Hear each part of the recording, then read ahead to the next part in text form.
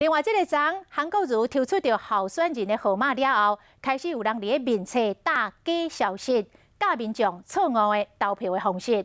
讲这个票若投互韩国瑜，就要伫咧选票写一字韩，韩国瑜的韩，安尼这个票才袂去互国家的假去借去。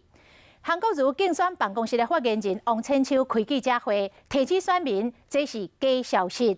讲这个选票面顶除了圈选之外，袂当做其他的记号，无就会变废票。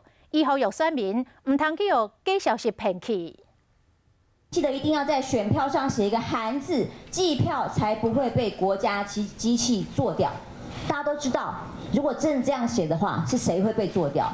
提出网络顶面误导投票的文章，韩国瑜竞选办公室讲要告，因为对着进前网络顶面传来传去，这韩国瑜本爱合成相片，事后被证实讲是支持者的文章，本来讲要告，即马无要告啊。那他是预警性的提醒大家，千万不要上当，这个是恶意的人截图去把它流传了。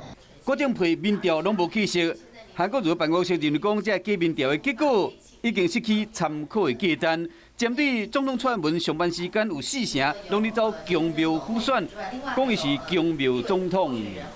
国政优先的前提下，我会找一些可以利用的时间来进行选举。总统不要再说谎了，说谎说自己把政务跟选举分开，完全是 假的，我们直接从总统府公布的公开行程里面去找的。11月的80几个行程里面，就有4成通通都是在公庙。韩国瑜今年啊，拢针对蔡英文副手张善政嘛加码，用流行的狼人杀的游戏，讽刺蔡政府应该比处调看得出来，那样压力真正有够大。